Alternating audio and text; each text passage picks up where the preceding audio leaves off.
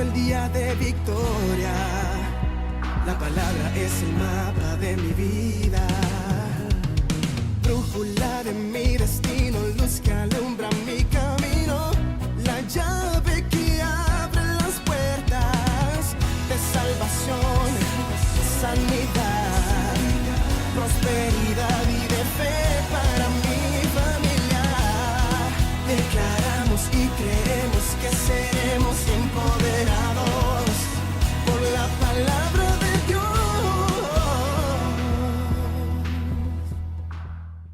Muchos llegamos a Jesús porque tenemos alguna necesidad. Por supuesto, la necesidad principal que tenemos es la espiritual. Pero la verdad es que a veces nos acercamos a Dios únicamente cuando enfrentamos problemas financieros, económicos, de salud, de pareja, de familia. Y esa necesidad nos lleva a nosotros a acercarnos a Dios, lo cual no es nada malo. Pero lo que tenemos que aprender es que cuando Jesús llega a nuestra vida y lo que Él hizo por nosotros en la cruz del Calvario, no está tan solo hecho para que se solucionen los problemas que yo tengo en el presente, sino que la idea detrás de todo esto es que podamos convertirnos en discípulos y que podamos perpetuar su evangelio aquí en esta tierra.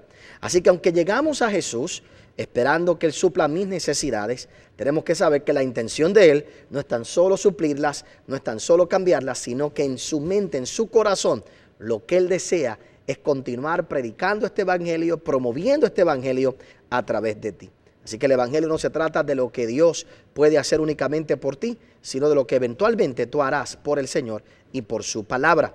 Así que te invito a que recibas este mensaje en el día de hoy. Se titula El poder de un discípulo. Creo que te va a bendecir. Recíbelo. Recuerda que nos gustaría que te suscribieras a este canal. Aprieta el botoncito aquí abajo para que te hagas parte de todo lo que estamos haciendo en el ministerio y siempre puedas recibir las notificaciones de cada vez que subimos un nuevo video. Te bendigo en el día de hoy y espero que esta palabra sea de bendición para tu vida. La luz que alumbra mis pasos y la llave que abrirá puertas de salvación, de sanidad, de bendición, de prosperidad y de fe para mí y mi familia. Juntos declaramos y creemos que seremos empoderados por la palabra. Y dale un fuerte aplauso al Señor ahí por la palabra de Dios. Vaya conmigo al libro de Mateo capítulo 28. Mateo capítulo 28. Y vamos a comenzar una nueva serie de ideas. Los pasados días ha sido mi interés y lo que nos queda del año, por lo menos hasta las próximas semanas, hablar específicamente, presentar a nuestra iglesia a 4 conceptos que son vitales para que nuestra iglesia permanezca siendo relevante para el reino de Dios. No siendo relevantes necesariamente para nuestra sociedad o para otras iglesias, pero sí relevante para el reino de Dios. ¿Por qué hago esa aclaración? Porque hay mucha gente que quiere ser relevante a la iglesia, a la sociedad, relevante a otros ministerios, sacrificando el ser relevante para el reino de Dios.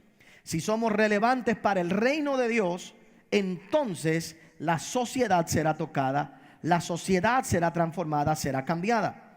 Pero hay gente que sacrifica lo que es el principio del reino de Dios, vivir para Dios, para complacer al resto del mundo.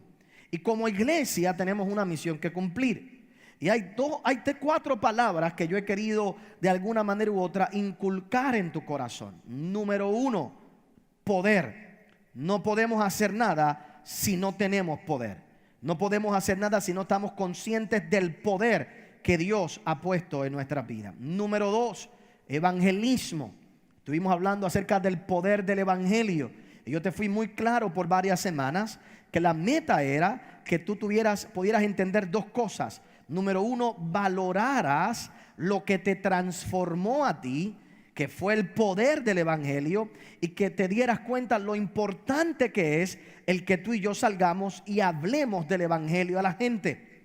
Lo importante no es el mensajero, lo importante es el mensaje.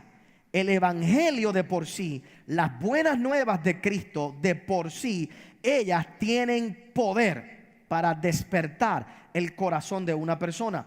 Hay gente que no evangeliza, que no le habla a otros de Cristo, porque simplemente piensan que tienen que saber teología, que tienen que saber defender la fe, sin darnos cuenta que lo que tenemos que hacer es sembrar la semilla de lo que Cristo hizo en el corazón de una persona. Lo que Cristo hizo, debo decir, por nosotros en la cruz del Calvario, sembrar eso en el corazón y dejar que el evangelio haga el trabajo que hizo conmigo. La tercera palabra o el tercer concepto que necesitamos nosotros como iglesia para mantenernos relevantes a lo que es nuestra misión aquí en la tierra se encuentra en el libro de Mateo capítulo 28.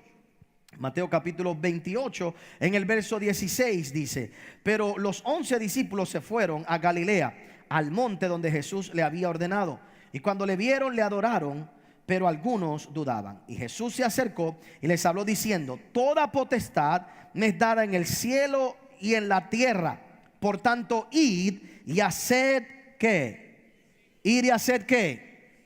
Vamos, dígalo fuerte. Ir y haced ¿qué? Discípulos. Todavía usted puede hacer mejor que eso.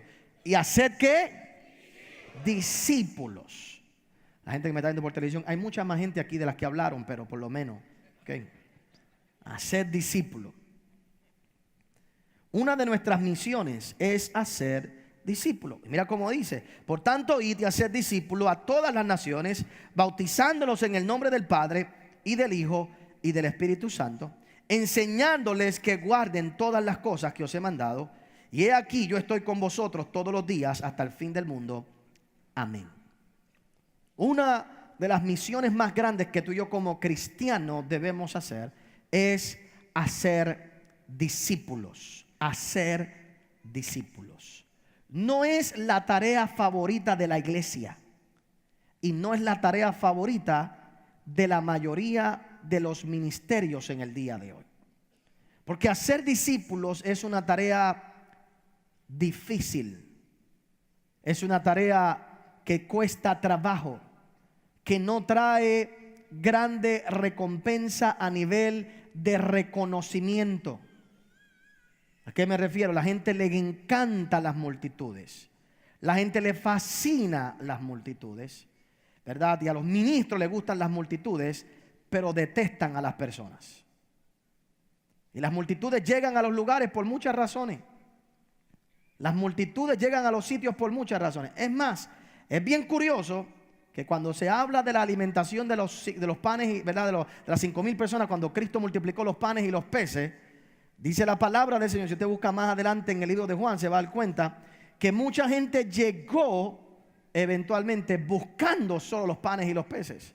Pero ya Jesús se había ido, y cuando Jesús se había ido y no había multiplicación, no toda esa gente le siguió.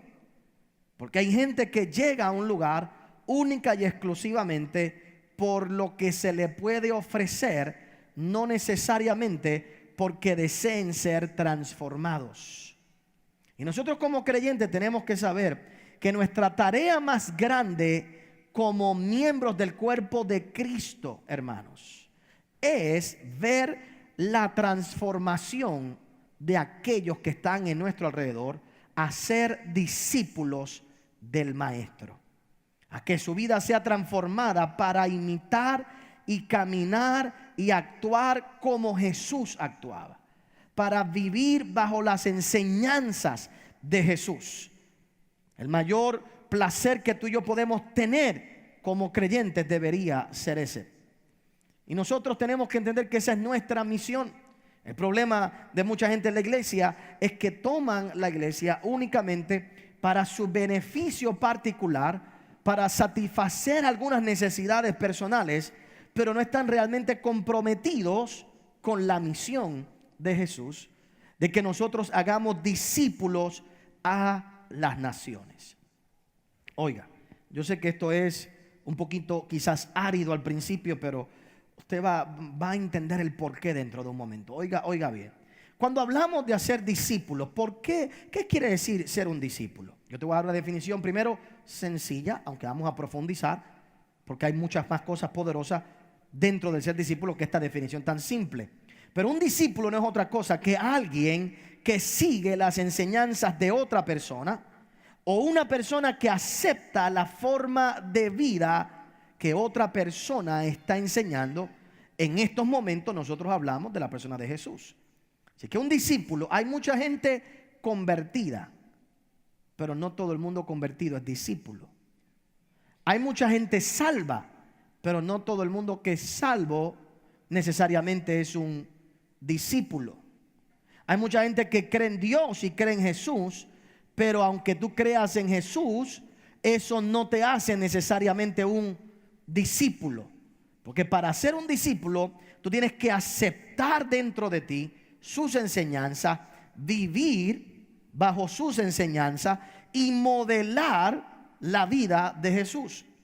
Es interesante que las grandes batallas que hay en las iglesias hoy por hoy es porque la gente se ha encargado de hacer discípulos para ellos y no discípulos para Jesús. Me explico.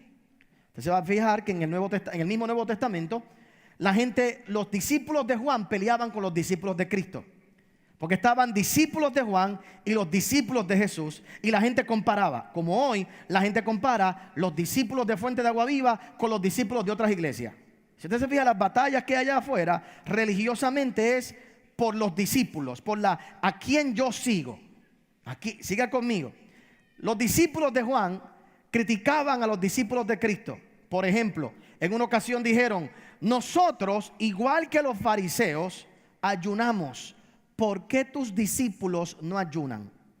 Jesús no le enseñó a sus discípulos a ayunar de la manera que Juan le enseñó a los de él a ayunar. Y Jesús les explicó. Le dijo: ellos no ayunan porque cuando uno está con el novio, cuando uno está de fiesta, no puede ayunar. En otras palabras, no es que no se ayune, es que mis discípulos están teniendo una experiencia que ustedes no están teniendo, porque ellos están siguiendo mis enseñanzas. El problema de Juan es que Juan hizo discípulos para él en vez de hacer discípulos para Jesús. Porque Juan se empoderó y se adueñó tanto del poder que tuvo y de la fama que tuvo, que aunque decía que tenía que hacer algo, no lo hizo. Juan el Bautista dijo en una ocasión: yo tengo que menguar para que él crezca. Pero Juan nunca menguó, porque después que creció tanto no quería salirse del panorama. Por eso es que terminó con la cabeza cortada. Por eso es que terminó preso. Porque Juan no se dio cuenta que lo que tenía que hacer era abrirle el camino a Cristo, y que no había tal cosa como discípulos de Juan, sino había gente que eran enseñados por Juan a ser discípulos ¿de quién? De Cristo. Pero cuando yo hago gente que son discípulos míos, yo me adueño de ellos, los controlo, pero también ellos me controlan, y eventualmente terminamos los dos chavaos. Mi meta aquí no es hacerte discípulo mío. Lo más importante no es el nombre de Fuente de Agua Viva ni del pastor Otoniel Font. Lo más importante es el nombre de Jesús. Y sí, tú tienes que ser fiel, y sí debes honrar a aquellos que te enseñan a quien tú debes seguir. Pero mi meta no es hacerme de mí mi figura central en tu vida, sino que a través de mí tú hagas la figura central de tu vida de Jesús. Por eso lo importante no es el protagonismo que yo pueda tener, sino el protagonismo que yo le pueda dar a Jesús en tu vida. Porque el modelo, tenemos que ser como Pablo. En el tiempo de Pablo también había esa pelea. La gente peleaba si eran de Pablo o era de Apolos. Y Pablo dice: chicos, eso no es lo que importa. Al fin y al cabo, el que da el crecimiento es ¿quién? Es Dios. Pablo decía: sed imitadores de mí como yo lo soy ¿de quién? De Cristo. Así que tú tienes que conocer a Cristo para darte cuenta que lo que yo estoy haciendo tú lo puedes imitar, pero tú no puedes imitar a nadie si tú no conoces al Cristo que ellos están imitando. Así que cada persona es responsable de una relación con Cristo, de tener esa relación con Jesús, para que los maestros que tengan lo puedan dirigir al lugar correcto. Mientras más yo mengüe, más crece Él en tu vida. Mientras menos protagonismo tenga una persona, más protagonismo tiene Jesús en tu vida. Más tú debes verlo a Él, más debemos enfocarnos en Él, más debemos enseñarlo y señalarlo a Él. Una vez más, eso no quiere decir que no podemos honrar a aquellos que nos enseñan. Al contrario, la Biblia dice que tenemos que hacer partícipe con toda buena dádiva a aquellos que nos instruyen la palabra del Señor. Seguro que sí, es maravilloso reconocer al pastor. Todo el mundo debería tener un pastor y saber: ese es mi pastor, esa es la iglesia que yo voy. Pero tú y yo tenemos que entender que la meta final no es ganar adeptos para Fuente de Agua Viva, no es ganar adeptos para el pastor Otoniel Font. Nuestra meta es discipular a la gente para que viva la vida que Cristo quiere que ellos vivan, para que al fin y al cabo sea Él quien se lleve toda la gloria. Y usted va a ver esa batalla con todo el tiempo. Y afuera todavía, tú eres de Fuente, tú eres de allí. Y usted debe sentirse orgulloso de la iglesia a la que usted pertenece. Pero más que de Fuente de Agua Viva, usted es del cuerpo de Cristo. El que le salvó a usted no fue Otoniel Font, no fue Fuente de Agua Viva. El que entregó su vida es el Dios Todopoderoso que murió por ti en la cruz del Calvario. Y si yo logro, a través de esta palabra y a través de todo lo que hacemos, que tú puedas entender a quién tú debes seguir, estés aquí en esta iglesia o no estés aquí en esta iglesia, si llegas a ser un discípulo de Jesús, he alcanzado ser todo lo que Dios quiere que yo sea, haciendo discípulos a las naciones. Tú y yo tenemos que vivir bajo el ejemplo de Él. Por eso tú y yo tenemos que olvidarnos de esas peleas pequeñitas que hay allá afuera, de la gente. Es como yo he dicho en algunas ocasiones aquí en la iglesia, que lamentablemente tenemos personas, por ejemplo, damas que le sirven por mucho tiempo al Señor y su marido no, por ejemplo. Y ellas llevan orando para que su marido se convierta. Su marido se convierte, viene a la iglesia, le entrega su vida al Señor, comienza ahora a dedicarle tiempo al Señor, comienza a diezmar, comienza a venir a trabajar, y ahora se empieza a quejar ella. Pero es que ahora no saca tiempo para mí. Pero es que ahora es todo en la iglesia. Espérate, pero entonces tú lo querías convertido para ti, no convertido para Dios. Entonces tú querías que se convirtiera para ti, no para Dios. Entonces ahí donde vienen los problemas en las relaciones. Y como dije, voy poquito a poco, ¿verdad? Porque quiero llevarte a un ejemplo muy importante en el día de hoy. Mira lo que dice en el libro de Primera de Corintios capítulo 11, la referencia que te acabo de dar de ser imitadores de Cristo. Nuestra meta es que la gente imite a Jesús, que vea a Jesús en mí, pero que imite a Jesús, que sepan de dónde es que sale todo esto. Es llevarlos a esa relación de adoptar ese estilo de vida. Ahora, si es importante entender algo muy claro, oiga, y tener algo muy claro, siga conmigo esto que le voy a decir. No se puede discipular a alguien que no ha despertado a la verdad de Cristo. ¿Por qué? Mira conmigo. Porque tratar de discipular a alguien que no ha despertado a la realidad de Cristo es tratar de modificar la conducta de un muerto.